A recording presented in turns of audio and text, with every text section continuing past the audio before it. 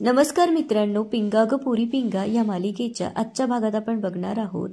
वल्लरी डॉक्टरकडून आल्यानंतर खूप रडत असते. तेव्हा मनोज तिला म्हणतो की यासाठीच मी तुला डॉक्टरांकडे नेणार नव्हतो. मला माहित होतं की तुला त्रास होईल. हे बघ वल्लू, मला माझ्या मरणापेक्षा तुझ्या रडण्याचा जास्त त्रास होतोय. तेव्हा पुष्पा त्यांच्यातलं बोलणं चोरून ऐकत असते आणि म्हणते, अरे देवा, वल्लरीला मनोज भाऊजींच्या आजाराबद्दल कळलं तर. पुढे मनोज वल्लरीला म्हणतो की मी तुझ्यासाठी एक गोष्ट केलीये. तेव्हा वल्लरी त्याला विचारते काय. तेव्हा मनोज वल्लरीला म्हणतो की मला माहितीये की तुला ती गोष्ट आवडणार नाही, तरीही मला तुझ्यासाठी ती गोष्ट करावी. आता मनोज कपाटाजवळ जाऊन कपाट उघडून त्यातून काही डॉक्युमेंट्स घेऊन येतो. तेव्हा पुष्पा ही चोरून बघत असते. तेव्हा वल्लरी त्याला विचारू लागते, हे काय. म्हणतो, खरं तर आपल्या घरात एवढी मोठी वकील असून या कामासाठी मला दुसऱ्या वकिलाला गाठावं लागलं. आता वल्लरीच्या काही एक लक्षात येत नसतं. तेव्हा मनोज तिला सांगतो की हे माझं मृत्यूपत्र. हे ऐकल्यानंतर आता वल्लरीला मोठा धक्का बसतो आणि ती त्याला म्हणू लागते, हे काय चाललंय तुमचं. तेव्हा मनोज तिला म्हणतो की माझी सगळी प्रॉपर्टी मी तुझ्या नावावर केलीये. पुढे तो म्हणतो की मला माहितीये तू माझ्या आईला कधीच अंतर देणार नाही, तरीही मी तिच्या नावावर 7 लाखांची FD केली. आता मात्र वल्लरीला त्याच्या ह्या गोष्टी आवडत नसतात. तेव्हा वल्लरी म्हणते, तुम्हाला मी एकदा सांगितलं ना की मी तुम्हाला काही होऊ देणार नाहीये. हे सगळं कशासाठी. पुढे मनोज म्हणतो, हे बघ, मी गेल्यानंतरही माझं ऑफिस तसंच चालू राहील आणि तुला महिन्याच्या महिन्याला पगार मिळत राहील. मी गेल्यानंतर तुला पैशांची अजिबात कमतरता येणार नाही. हे सगळं पुष्पा चोरून ऐकतच असते. तेव्हा वल्लरी म्हणते, हे बघा, मी तुम्हाला सांगितलंय की आपण सेकंड ओपिनियन घेणार आहोत. मला या डॉक्टरांवर अजिबात विश्वास नाहीये. आता हे ऐकल्यानंतर पुष्पाला खूप टेन्शन येतं आणि ती विचार करू लागते, आता वल्लरी दुसऱ्या डॉक्टरांकडे जाणार, आता आपलं कसं होईल. म्हणजे हे सगळं पुष्पाने घडवून आणलेलं असतं. इथे ही गोष्ट आपल्या लक्षात येते. तेव्हा पुष्पा म्हणू लागते की मला वल्लरीला मनोजला दुसऱ्या डॉक्टरांकडे नेण्यापासून थांबवलं पाहिजे, काहीतरी केलं पाहिजे. आता वल्लरी रडू लागते आणि मनोजला म्हणते की माझा विश्वास आहे की तुम्हाला काहीही होणार नाहीये, आपण दुसऱ्या डॉक्टरांकडे लवकर जाऊयात. असं म्हणून आता वल्लरी मनोजला मिठी मारून रडू लागते. तेव्हा मनोज तिला म्हणतो की वल्लू, आता रडू नकोस बरं, आपण जाऊयात दुसऱ्या डॉक्टरांकडे. आता इकडे पुष्पाला खूप टेन्शन येतं. त्यामुळे ती लगेचच अण्णा केदारला फोन लावते. जेव्हा अण्णा केदार पुष्पाचा फोन उचलतो तेव्हा पुष्पा त्याला सांगू लागते की वल्लरीला सगळं कळलंय. तेव्हा अण्णा केदार म्हणतो, मग. तेव्हा ती म्हणते, तुमच्या काही लक्षात येतंय का.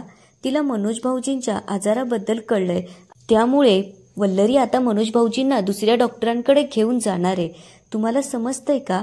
ती जर दुसऱ्या डॉक्टरांकडे गेली तर आपलं कसं होईल. आता अण्णा केदारलाही या गोष्टीचं टेन्शन आलेलं असतं.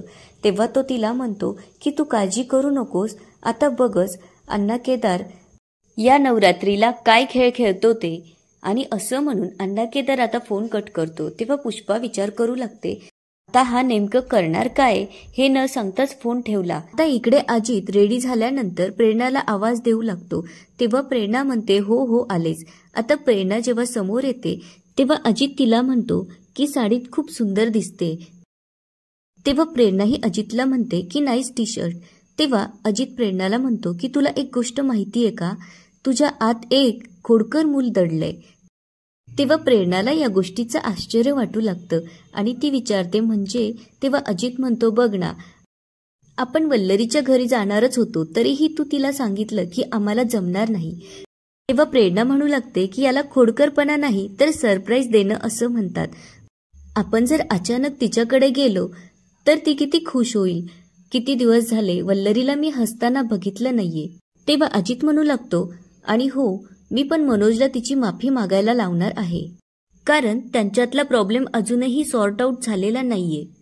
तितक्यात त्याचा फोन वाजू लागतो. तो जेव्हा फोन घेतो तेव्हा त्याला समजतं की त्याची पुण्याची आत्या दवाखान्यात ऍडमिट झाली आहे. तेव्हा प्रेरणा त्याला विचारू लागते की काय झालंय.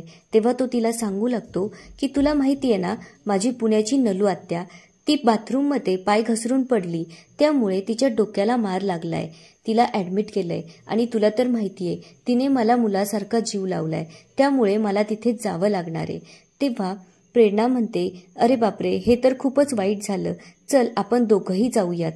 तेव्हा अजित तिला म्हणतो की तू नको येऊस, कारण मी गेल्यानंतर इथे कॅफेकडे बघेल कोण. पुढे तो म्हणतो की मला आता किती दिवस लागणार आहे सांगता येत नाही. तेव्हा प्रेरणा म्हणते ठीक आहे.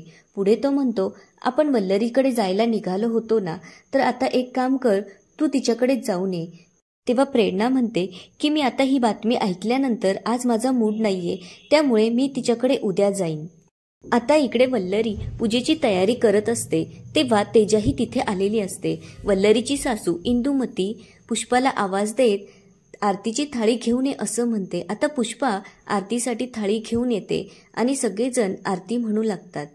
आता वल्लरी म्हणू लागते, हे देवी आई, तू तर आई आहेस ना सगळ्यांची, तुला तुझ्या मुलीच्या डोळ्यातले अश्रू दिसत नाहीये का ग? पुढे ती म्हणते की यांच्या आजारपणामध्ये आता काय करावं हेच मला सुचत नाहीये, त्यामुळे मला तू मार्ग दाखव आणि माझ्यावर आलेलं संकट दूर कर.